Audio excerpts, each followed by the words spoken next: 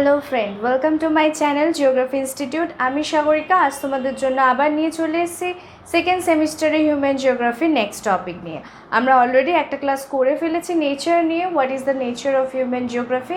আজ আমরা পড়ব হিউম্যান জিওগ্রাফির স্কোপ নিয়ে, scope of the human geography. তোমরা জানো যে নেচার, স্কোপ এই দুটো খুব ইম্পর্টেন্ট টপিক, যেটা থেকে প্রায়শই কোশ্চেন এসে থাকে যে describe about the nature of human geography, describe about the scope of human geography. তো আজ আমরা সেই স্কোপ নিয়ে আলোচনা করব। আর যারা এখনও পর্যন্ত আমার নেচার অফ হিউম্যান জিওগ্রাফির টপিকটা দেখোনি, ভিডিওটা দেখোনি, অবশ্যই একবার দেখে নিও। আমি ডেসক্রিপশন বক্সে তাদের জন্য লিঙ্ক দিয়ে দিয়েছি। তো চলো শুরু করে দেওয়া যাক আজকের ভিডিও। আর তার আগে যারা এখনও পর্যন্ত আমার চ্যানেলটা সাবস্ক্রাইব করোনি, অবশ্যই সাবস্ক্রাইব করো আর পাশে থাকা বেল আইকনে ক্লিক করতে ভুলো না। তো চলো শুরু করে দেওয়া যাক আজকের টপিক। ফার্স্টেই আমরা যেটা জানবো সেটা হচ্ছে হোয়াট ইজ স্কোপ। ঠিক, এই কথাটা আমরা খুব ব্যবহার করে থাকি, স্কোপ কথাটা আমরা প্রচুর ব্যবহার করে থাকি, কিন্তু অ্যাকচুয়ালি স্কোপ বলতে বোঝাচ্ছে কি সেটা আমাদের সবার আগে জানতে হবে।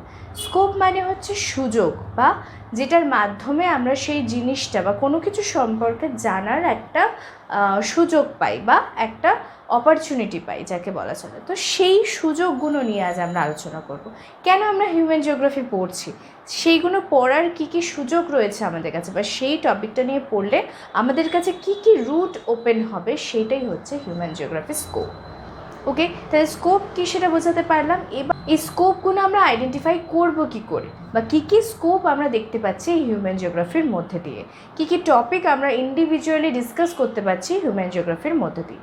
তো চলো দেখে নেওয়া যাক ফার্স্ট টপিক আমরা কী লিখেছি। ফার্স্ট টপিক হচ্ছে প্রকৃতি কেন্দ্রিক মানবীয় সারার প্রতিস্থাপন, বা যাকে আমরা বলতে পারি নেচার এন্টারেন্ট হিউম্যান রেসপন্স রিপ্লেসমেন্ট। আমরা যে প্রকৃতিতে বসবাস করি, ঠিক আজ বলে নয়, যবে থেকে পৃথিবীর সৃষ্টি হয়েছে, যবে থেকে মানব জাতির সৃষ্টি হয়েছে, তবে থেকেই আমরা পৃথিবীতে বসবাসকারী, প্রকৃতির মধ্যে বসবাসকারী এক ধরনের প্রজাতি। অন্যান্য সমস্ত কুকুর, বেড়াল, হাতি, ঘোড়া, বাঘ, সিংহ, সমস্ত জীব প্রজাতির মতো, উদ্ভিদ প্রজাতির মতো আমরাও একটা প্রজাতি যারা পৃথিবীর প্রাকৃতিক সৌন্দর্যের মধ্যে বসবাস করছি।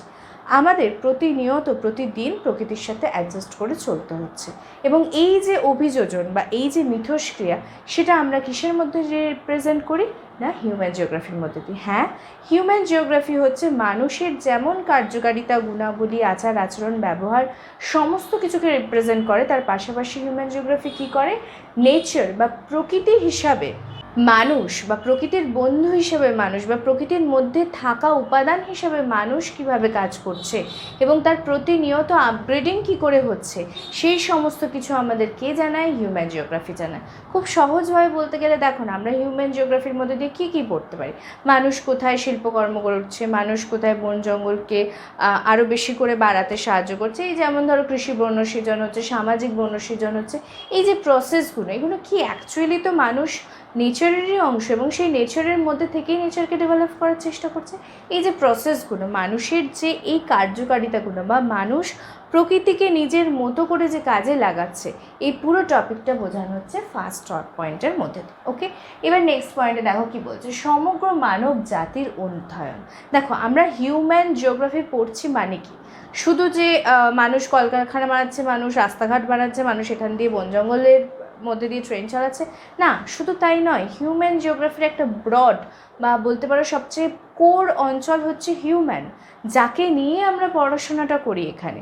হিউম্যান মানে কি, মানুষ, শুধু মানুষ নিয়ে পড়ছি না ব্যাপারটা সেটা না, মানুষ নিয়ে তো অবশ্যই পড়ছি, এবং তার সাথে সাথে সেই মানুষের পোশাক আশাক, খাদ্যাভ্যাস, কথা বলার ধরন, আচার আচরণ সমস্ত কিছু নিয়ে ইনডিট আমরা আলোচনা করি হিউম্যান জিওগ্রাফিতে। তোমরা পরে পরে দেখবে যে হিউম্যান জিওগ্রাফি এথিক পার্ট একটা রয়েছে, সেখানে আমরা কি আলোচনা করি যে কোন অঞ্চলে কোন ধরনের মানুষ বসবাস করে, তাদের ধরন ধারণ, তাদের আচার আচরণ, পোশাক আশাকের ধরন, খাবার স্টাইল, কী কী ভাবে তারা জীবনযাপন করে, কী কী জীবিকা থাকছে তাদের, এই সমস্ত কিছু আমরা কিন্তু আলোচনা করে থাকি।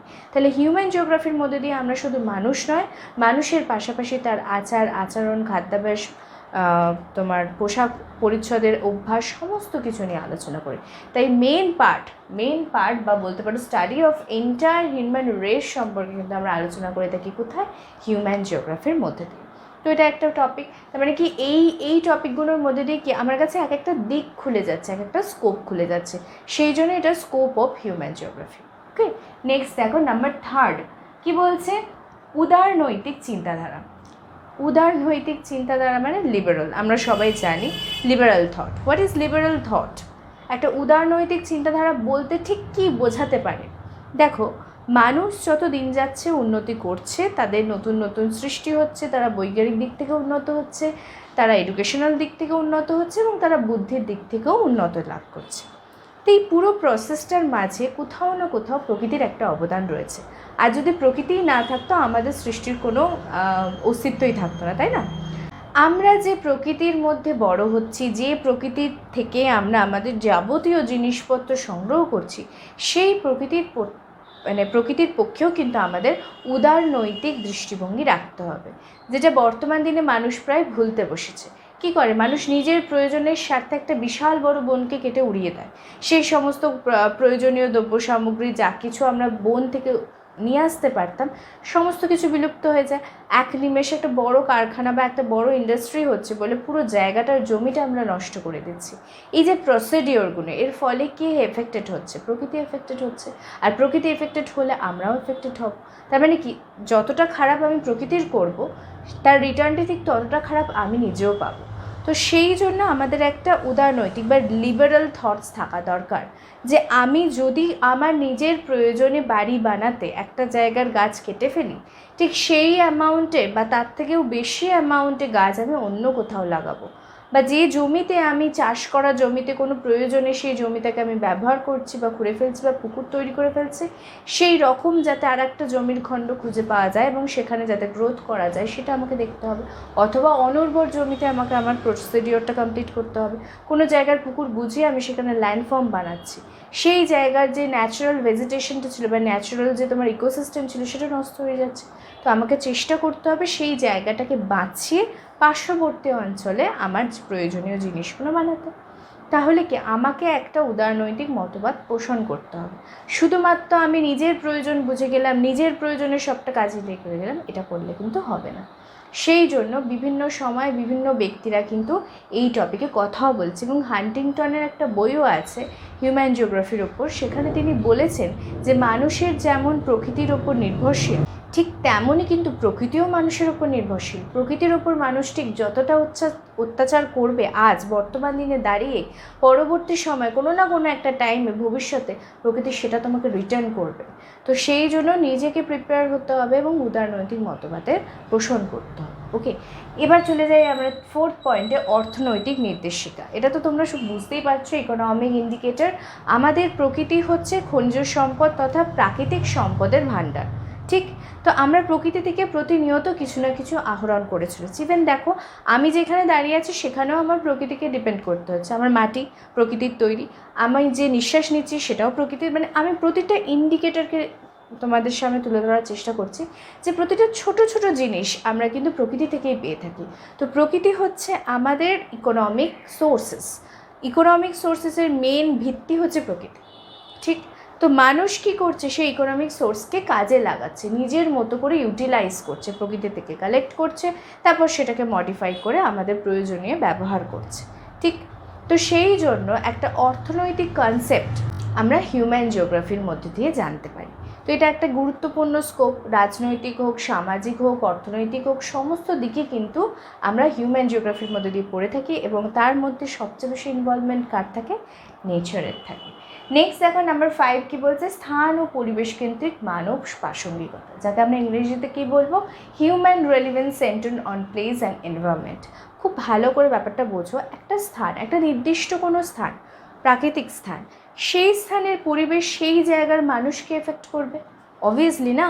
যদি আমি পাহাড়ে থাকি তাহলে পাহাড়ের পরিবেশ, পাহাড়ের যে আবহাওয়া, সমস্ত কিছু আমাকে এফেক্ট করবে।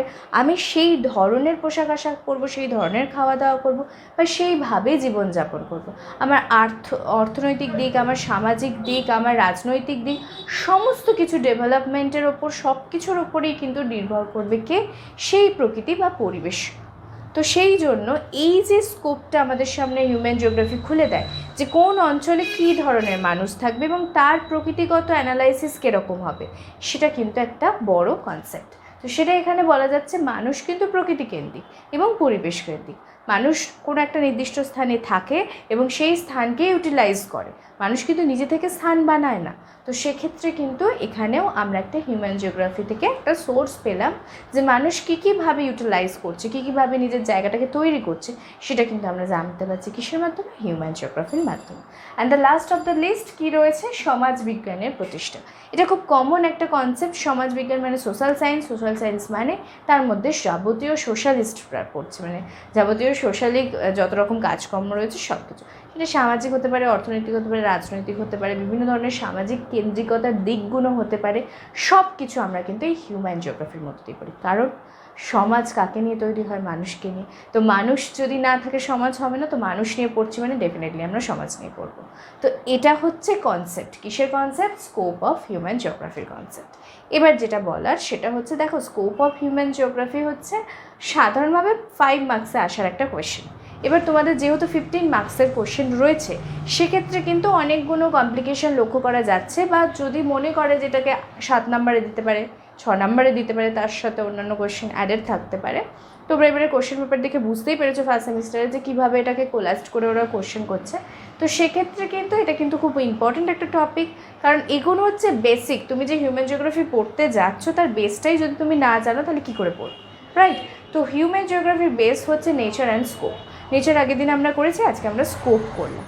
এবার যেটা বলার যে আমি তো বলে দিলাম, আমি টপিকগুলো জাস্ট লিখে তোমাদের সামনে অ্যানালাইজ করে দিলাম। এবার যদি তোমরা এই নোটস পেতে যাও, বেঙ্গলি ভার্সন হোক, ইংলিশ ভার্সন হোক, তাহলে কিন্তু তোমাদের একটা কাজ, সে কাজটা কি, আমার হোয়াটসঅ্যাপ চ্যানেলে জয়েন হতে হবে। সেটারও নাম জিওগ্রাফি ইনস্টিটিউট।